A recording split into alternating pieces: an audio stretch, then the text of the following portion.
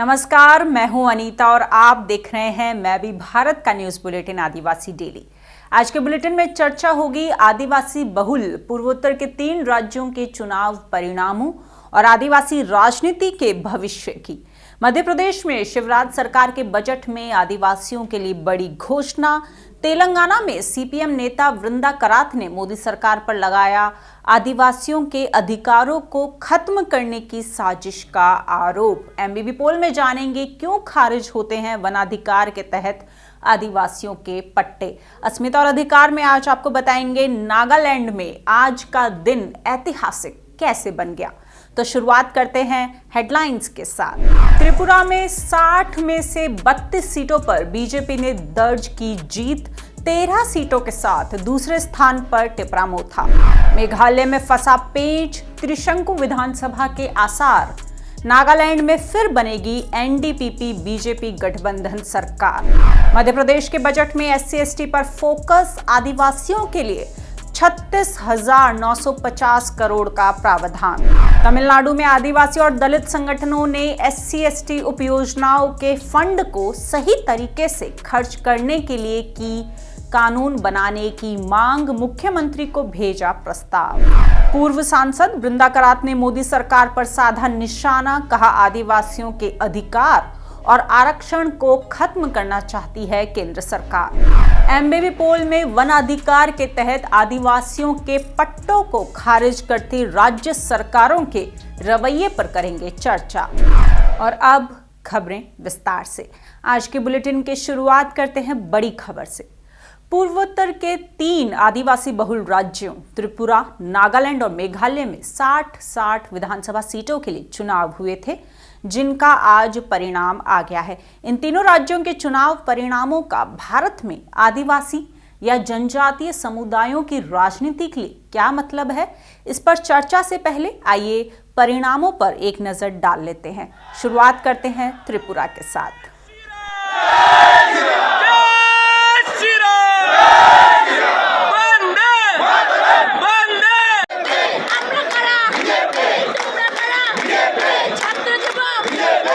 त्रिपुरा में बीजेपी सत्ता में वापसी करने जा रही है। राज्य में बीजेपी ने 32 सीटों पर जीत दर्ज की है। दूसरे स्थान पर कांग्रेस और लेफ्ट गठबंधन 14 सीटों पर सिमट गया। इसमें कांग्रेस को 3 और लेफ्ट को 11 सीटों पर जीत मिली। वहीं पहली बार चुनाव लड़ रही जनजातीय पार्टी टिपरामोथा तीसरे नंबर पर रही।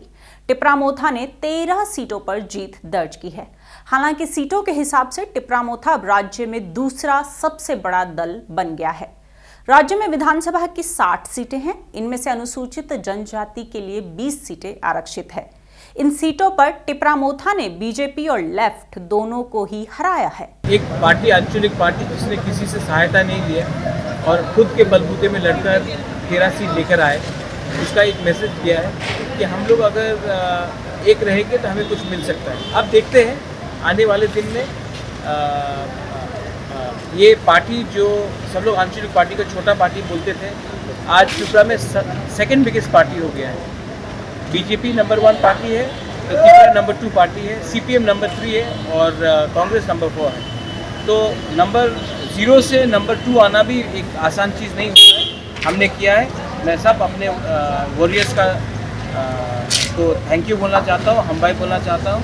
और आने वाले थोड़े दिन में हम देखेंगे कि हम कैसे अपने त्रिपुरा का कॉन्स्टिट्यूशनल सिचुएशन के बारे में हम लोग बात करें या आने वाले दिन में क्या रणनीति है। अभी हम लोगों का कोई भी एमएलए त्रिपुरा विधानसभा में नहीं था। ये पहली बार विधानसभा में टिपरामोथा अपना खाता खोला है आज। तो ये हमारा मांग के ऊपर है। जनता का जो विश्वास है हमारा ऊपर, ये बन के रहना चाहिए। और त्रिपुरा के परिणामों पर ज्यादा चर्चा करने के लिए हमारे साथ जुड़ रही हैं त्रिपुरा से एमबीबी संवाददाता सेलेन कोलोई। सेलेन, त्रिपुरा में 60 सीटों में से 20 सीटें एसटी के लिए रिजर्व्ड हैं। ये माना जा रहा था कि टिपरामोथा इन 20 सीटों में से सभी सीटों पर जीत दर्ज कर लेगी, लेकिन पार्टी इनमें से केवल 13 सीटों पर ही जीत पाई है। क्या वजह मानते हैं कि एक ट्राइबल पार्टी रिजर्व्ड सीट्स पर भी ज्यादा अच्छा प्रदर्शन नहीं कर पाई? एक्चुअली पहले बात तो ये है कि इस बार त्रिपुरा मोथा ने जो त्रिपुरा का जो असेंबली इलेक्शन है, इस पहले बार सिर्फ त्रिपुरा मोथा नहीं, बल्कि ये त्रिपुरा की हिस्ट्री में पहली बार एक रीजनल पार्टी ने अकेला जो त्रिपुरा की असेंबली इलेक्शन में लड़ी है। और जहां तक 60 सीटों से 20 सीट यहाँ एसटी रिजर्वेशन सीट है, फिर भी त्रिपुरा मोथा ने 20 सीट नहीं, 20 सीट को छोड़ के बाकी और भी 22 सीटों में कैंडिडेट डाला है। मतलब 42 सीटों में अकेला ही, किसी के साथ गठबंधन ना होके अकेला ही लड़ी है इलेक्शन में। और पहले बार इलेक्शन में एक रीजनल पार्टी होके लड़ने के बाद 13 सीटों में कैंडिडेट ने ऑलरेडी विन हो गया। तो 42 सीटों में से 22 सीट की जो 13 सीट है वो पूरे ही एसटी रिजर्व सीट में है, और बाकी जो 22 seat general area SC area में दिया है वो त्रिपुरा मोथा को एक भी नहीं मिला। लेकिन 20 सीटों में से 13 सीट त्रिपुरा मोथा को मिल गई है। और इलेक्शन से पहले कुछ दिन पहले भी बहुत सारे चैनल्स ने एग्जिट पोल डाले हैं। एग्जिट पोल में जितना दिखा रहे थे इतना तो हुआ नहीं।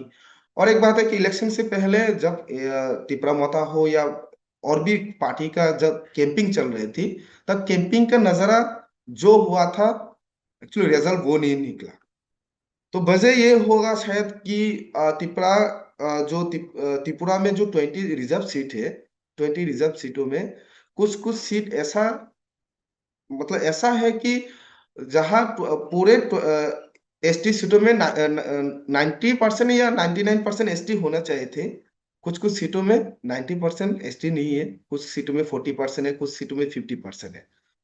और एक बात है कि इस बार चुनाव सिर्फ दो पॉलिटिकल पार्टी में नहीं रहा, त्रिकोण जैसे कि ट्रायंगल में लड़ाई हुई है। तो शायद जो नजारा जो पहले था वो रिजल्ट के बाद ये नहीं निकला। उसके कारण ये भी हो सकता है कि वो जो ट्रायंगल जो यहाँ कंपटीशन हुआ है, कंपटीशन में शायद त्रिपुरा मोथा की तरफ तो हुआ ही, बस बाकी सीपीएम कांग्रेस की तरफ भी चले गए होंगे। सेलेन त्रिपुरा मोथा ने पहली बार चुनाव लड़ा और 13 सीटें जीत ली। मोथा की तरफ से ये बार बार कहा जा रहा था कि वो किंग मेकर की भूमिका निभाएंगे। अब जब रिजल्ट आ गया है तो किस तरह का रिएक्शन है त्रिपुरा नेताओं का, किस तरह की फीलिंग है त्रिपुरा कैंप में? त्रिपुरा मोथा की तरफ से जो सीटों में त्रिपुरा मोथा डायरेक्टली सोच रहे थे कि उस सीटों में विन होंगे, वो 90% ऑलरेडी मिल गया है। क्योंकि त्रिपुरा मोथा की लीडर लोगों के साथ पहले इलेक्शन से पहले रिजल्ट से पहले बातचीत करके ये पता चला था कि 15 to 18 सीटों में त्रिपुरा मोथा को आएंगे, 20 सीट पूरा नहीं मिलेंगे।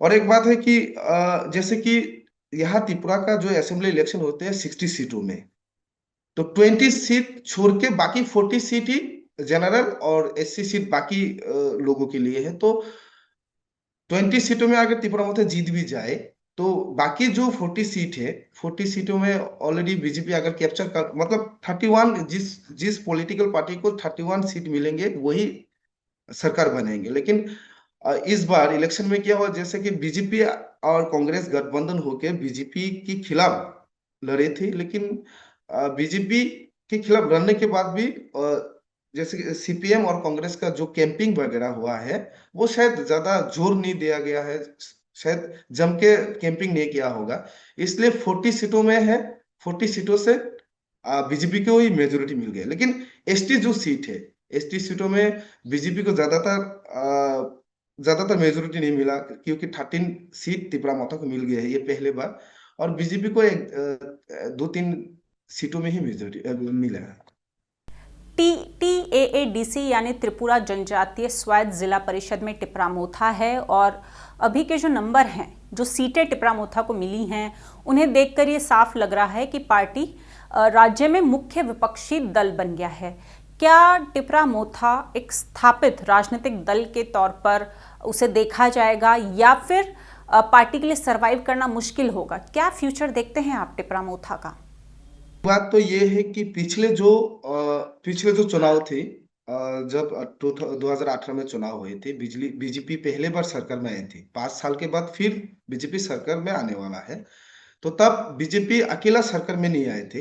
एक रीजनल पार्टी जो यहाँ का 13 लोगों का रीजनल पार्टी है, आईपीएफटी को साथ लेके ही बीजेपी 2018 में सरकार में आई थी। और एक बात है, तब भी आईपीएफटी को साथ लेके बीजेपी जरूर सरकार में आई थी, फिर भी आईपीएफटी को इस बार तिपरा मोथा अकेला लड़के 13 सीट मिला है। तब भी तिपरा मोथा को आईपीएफटी को 13 सीट नहीं मिला था। 9 सीटों में तिपरा मोथा ने लड़ाई किए थे, सिर्फ 7 सीट ही मिला था, 7 सीट मिला था आईपीएफटी को। लेकिन 5 साल बाद देखा जाए तो 2013 में जो आईपीएफटी भी त्रिपुरा लैंड मांग को लेके ही रीजनल पार्टी बना था, बीजेपी के साथ अलायंस हुई थी। तो 5 साल बाद त्रिपुरा में अभी भी त्रिपुरा लैंड के साथ एक ग्रेटर वार्ड लगा के ग्रेटर त्रिपुरा लैंड की मांग अभी भी जरूर है। तो त्रिपुरा लैंड की मांग अभी भी उठा नहीं त्रिपुरा से यहाँ के जनजाति लोगों पे।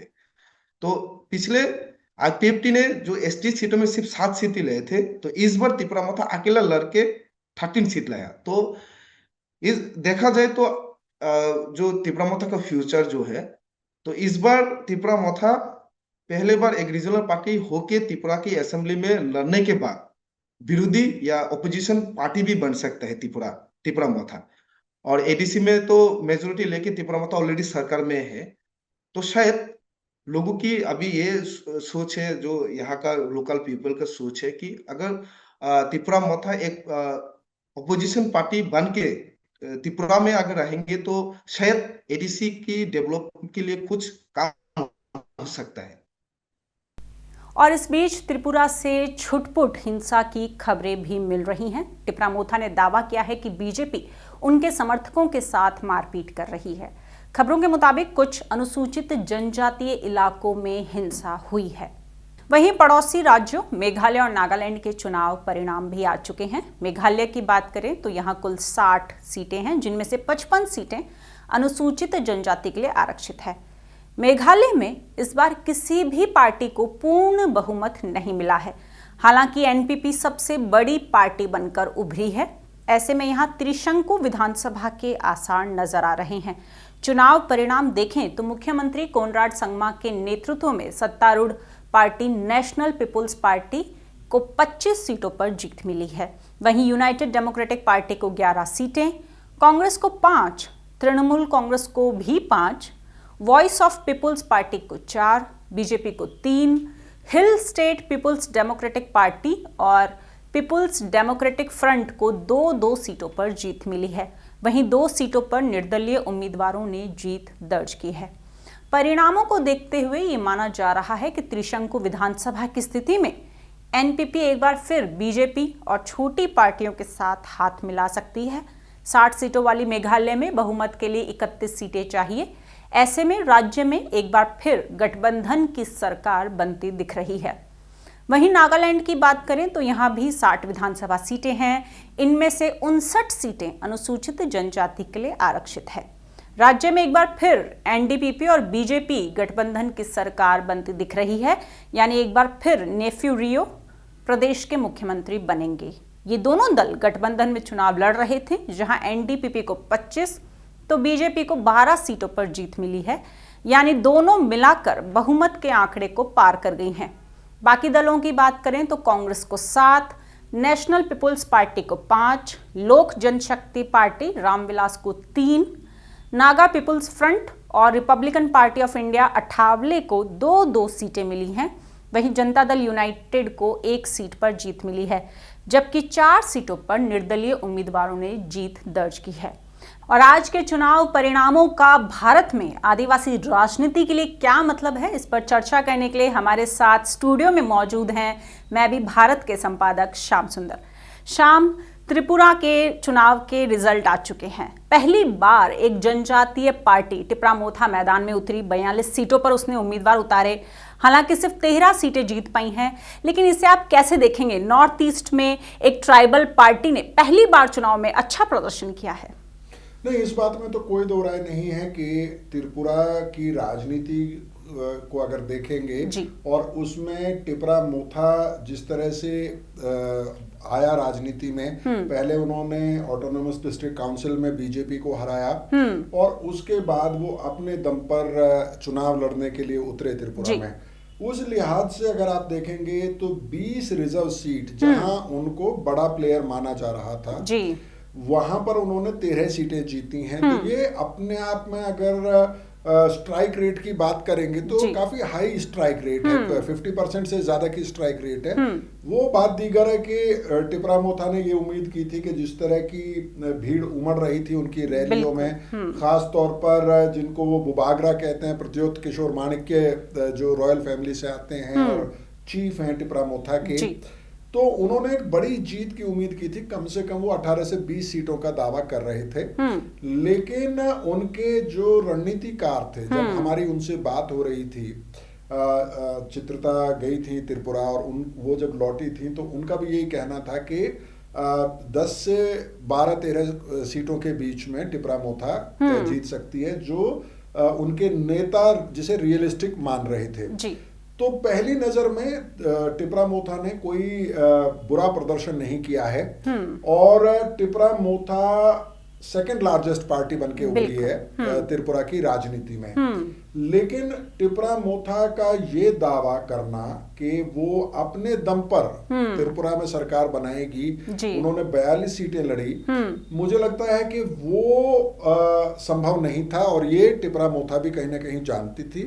लेकिन टिपरा मोथा को ये लगा था कि वो क्योंकि ना तो भारतीय जनता पार्टी के साथ गठबंधन में जाना चाहते थे क्योंकि वो सत्ताधारी दल है और जो उनकी मांग है ग्रेटर टिपरा लैंड, उस पर बीजेपी पीछे हट चुकी थी, बल्कि बिल्कुल स्पष्ट कर चुकी थी कि हम ग्रेटर टिपरा लैंड की मांग को नहीं मान सकते, ये एक संवेदनशील मसला है, ये एक तरह से पेंडोरा बॉक्स खोलने जैसा होगा।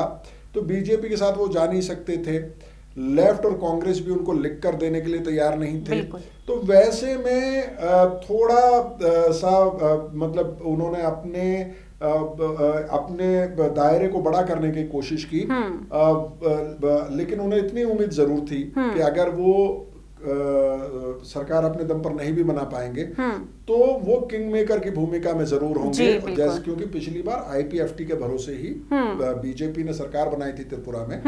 लेकिन जो चुनाव परिणाम आए हैं उसमें जिस तरह से बीजेपी ने मैनेज किया है कि वो सरकार बना पाएंगे, वैसे में उनकी जो तमन्नाएं रही, उनको जो उम्मीद थी वो पूरी नहीं हुई। लेकिन ये कहा जा सकता है उसके बावजूद कि बुरा प्रदर्शन नहीं है। जी बिल्कुल। शाम, जो आपने कहा कि 20 सीटें त्रिपुरा में रिजर्व थी एसटी के लिए, अनुसूचित जनजाति के लिए, उनमें से 13 सीटों पर ही टिपरा मोथा ने जीत दर्ज की है।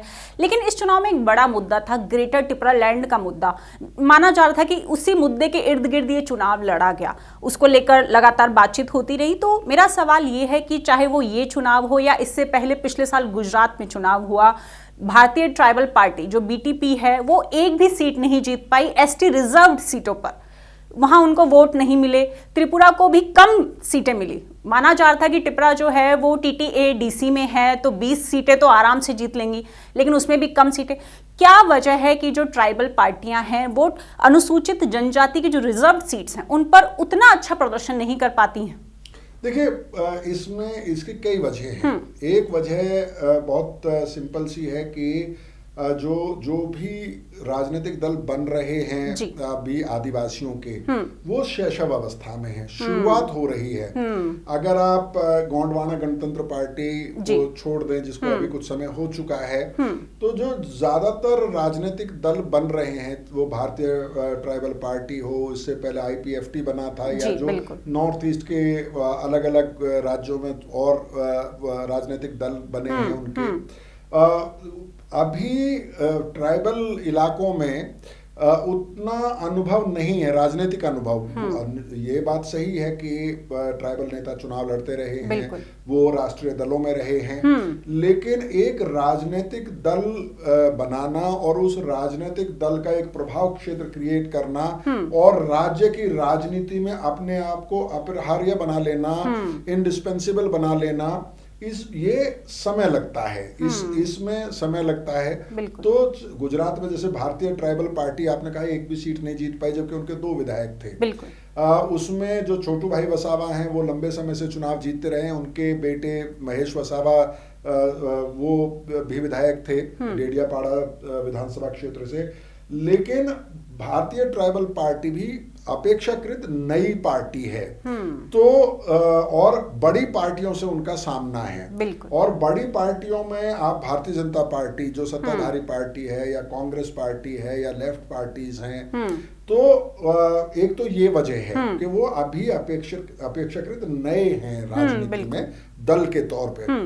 दूसरी बात ये है कि अगर आप सामाजिक पृष्ठभूमि की बात करेंगे, जिन समाजों में अलग अलग राजनीतिक क्षेत्रीय राजनीतिक दलों की अगर हम बात करें, समाजवादी पार्टी की बात करें, जनता दल यूनाइटेड जो बिहार में नीतीश कुमार जी की पार्टी है उनकी बात करें, या बहुजन समाज पार्टी की बात करें, तो एक होमोजेनियस ग्रुप बनता है। एक ऐसा समाज, जैसे आप अगर जेडीयू की बात करें या समाजवादी पार्टी की बात करें, तो वो पिछड़ों और मुसलमानों की राजनीति करते हैं। आरजेडी की अगर बात करें तो वो एक बड़ा सामाजिक संगठन बनता है उनका, जब आप उस पृष्ठभूमि को देखते हैं, अगर सामाजिक आधार को अगर देखते हैं।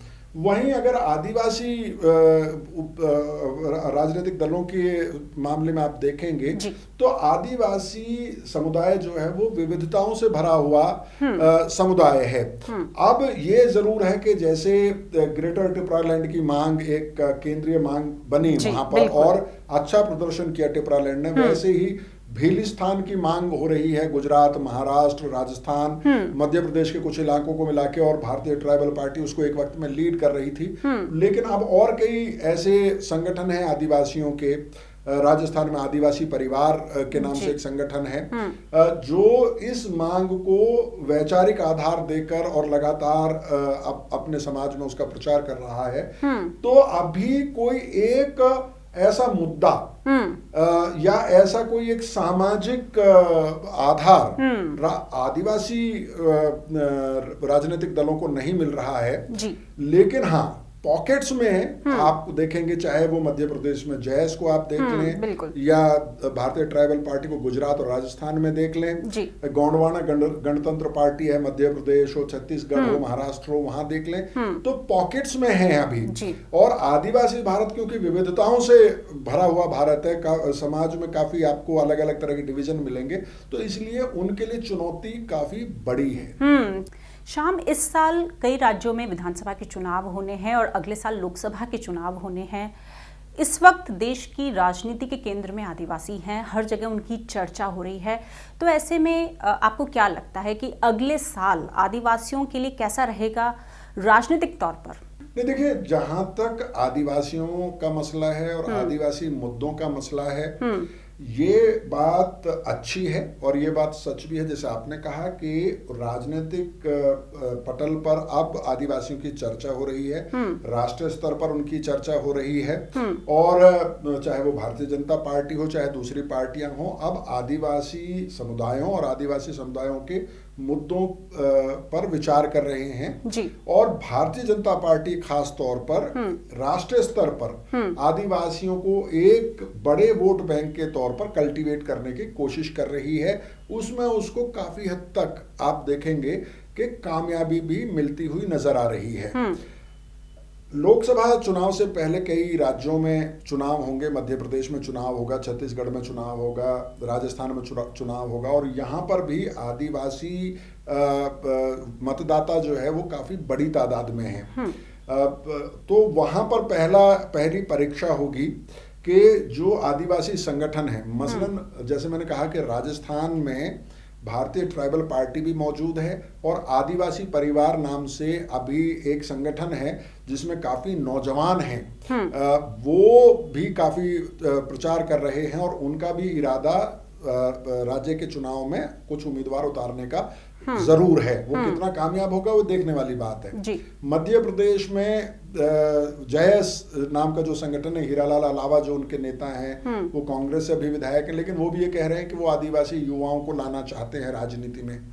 तो वहां पर भी इस बात की परीक्षा होगी कि जो आदिवासी संगठन है या जो नई आदिवासी पार्टियां बन रही हैं उनका कैसा प्रदर्शन रहता है जी। लेकिन जब आप नेशनल लेवल के चुनाव में जाएंगे, लोकसभा के चुनाव में जाएंगे, तो वहां मुझे ऐसा लगता है कि आदिवासी मतदाता और आदिवासी इलाके तो जरूर चर्चा में रहेंगे, लेकिन क्योंकि चुनाव इतना ज्यादा ध्रुवीकृत होता है उस इलेक्शन में, उसको बड़ा इलेक्शन माना जाता है, तो वहां पर मुझे लगता है कि अभी आदिवासी संगठनों को थोड़ा इंतजार करना पड़ेगा, क्योंकि उस चुनाव की जो पिच होती है, उस चुनाव में जिस लेवल का प्रचार होता है और जिस लेवल के संसाधन खर्च होते हैं, मुझे लगता है कि आदिवासी संगठनों के पास, आदिवासी दलों के पास अभी उस तरह के संसाधन नहीं हैं। लेकिन हाँ, ये जरूर हम कह सकते हैं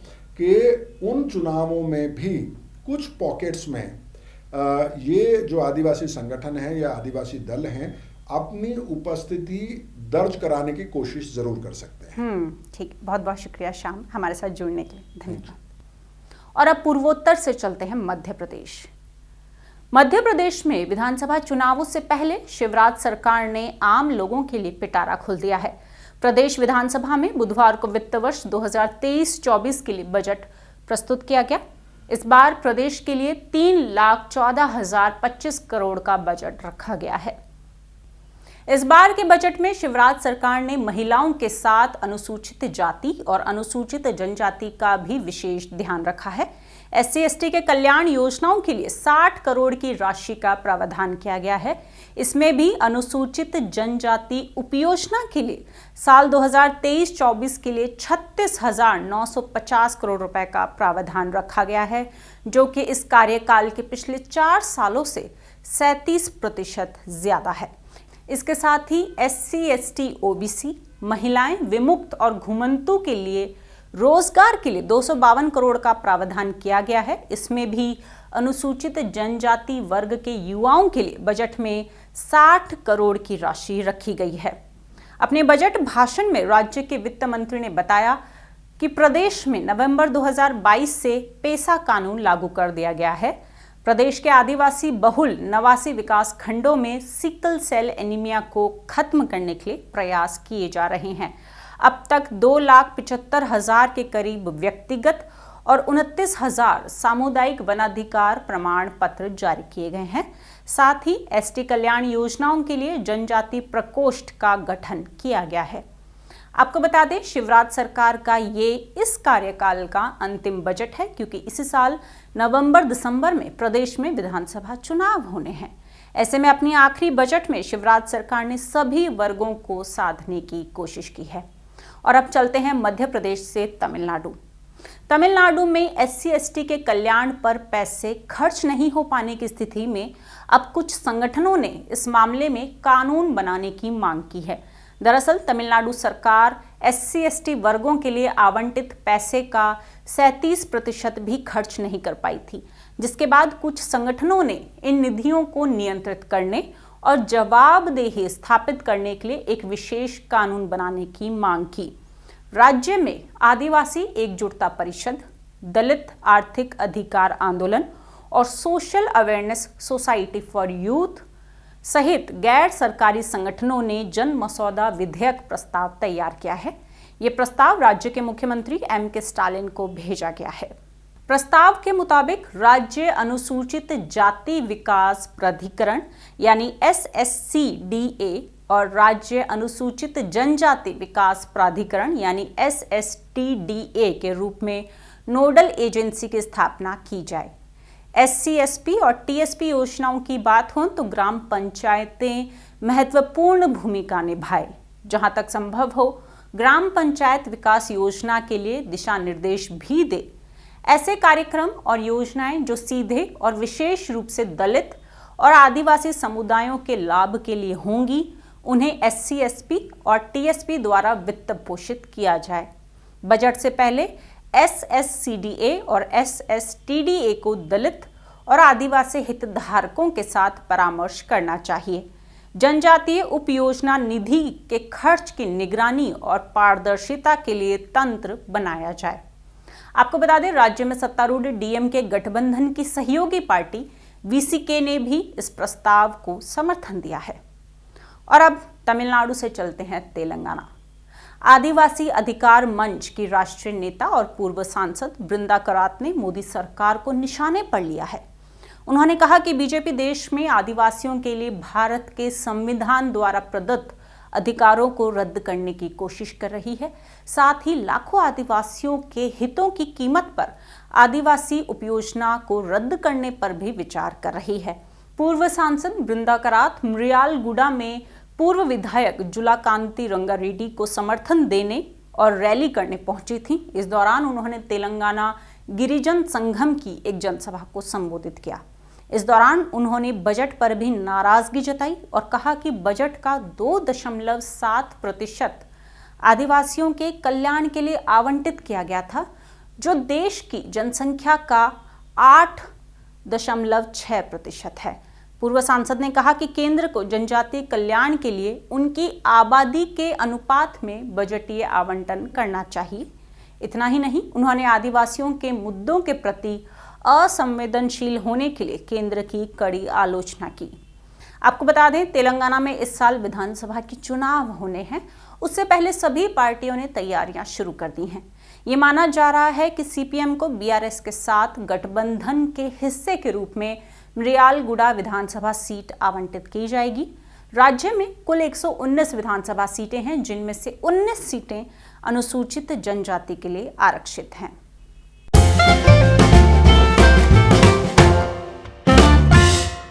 अपने दूसरे सेगमेंट MBB पोल में आज हमने मैं भी भारत के YouTube चैनल पर आपसे एक सवाल किया था।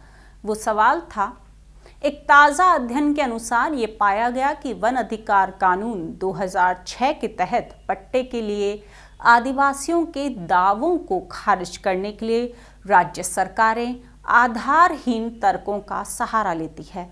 क्या आप इस बात से सहमत हैं?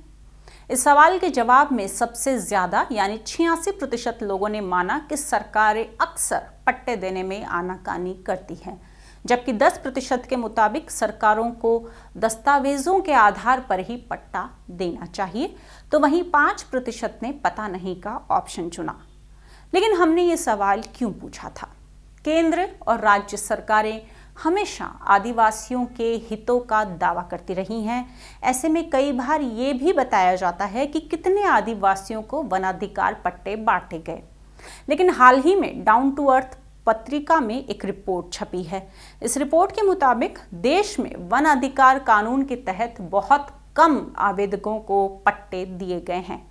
इसके मुताबिक जो आवेदन पहले खारिज कर दिए गए थे और जिन्हें समीक्षा के लिए भेजा गया था, उनमें भी आधे से ज्यादा दोबारा खारिज कर दिए गए हैं। फरवरी 2020 तक 14 राज्यों ने खारिज किए गए लगभग 10 लाख आवेदनों की स्वतः समीक्षा के दौरान 5,43,432 दावों को भी खारिज कर दिया था। आपको बता दें, साल 2019 में सुप्रीम कोर्ट ने वन अधिकार अधिनियम 2006 की संवैधानिकता से संबंधित एक मामले में राज्यों को उन वनाधिकार दावेदारों को जंगलों से बेदखल करने का निर्देश दिया था जिनकी व्यक्तिगत वन अधिकार दावों को खारिज कर दिया गया था। साल 2019 में 20 राज्यों में 10 लाख लोगों के लिए आदेश पारित किया गया था, तो नवंबर 2022 तक अस्वीकृत IFR दावों की संख्या बढ़कर 16 लाख पार कर गई थी। यानी लाखों आदिवासियों का भाग्य अधर में लटक गया है। इस दौरान देखा गया कि पट्टे के लिए आदिवासियों के दावों को खारिज करने के लिए राज्य सरकारें आधारहीन तर्कों का सहारा लेती है। राज्य सरकारें आमतौर पर पट्टों को खारिज करने के लिए दस्तावेजों की कमी का हवाला देती हैं। कई बार राज्य सरकारें FRA के निर्देशों का पालन नहीं करती हैं और कई बार खारिज किए गए वनाधिकार दावे रिकॉर्ड से गायब हो गए या उनका पता ही नहीं लगाया जा सका। जबकि वनाधिकार कानून के तहत दस्तावेजों की कमी के कारण दावों को खारिज नहीं किया जा सकता, बल्कि उन्हें समीक्षा के लिए इसे वन अधिकार समिति को वापस भेजना होता है।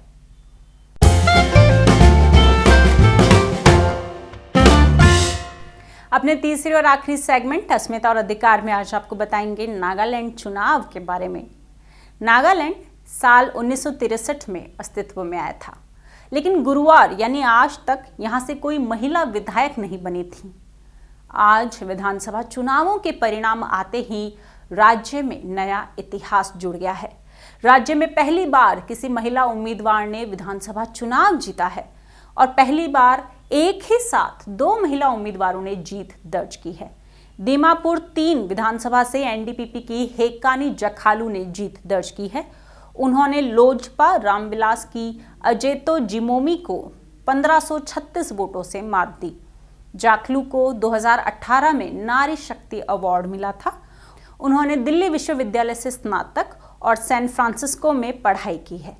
वहीं एनडीपीपी और बीजेपी गठबंधन की एक और महिला उम्मीदवार सुलुहुतुनु क्रूजे ने पश्चिमी अंगामी सीट से जीत दर्ज की है।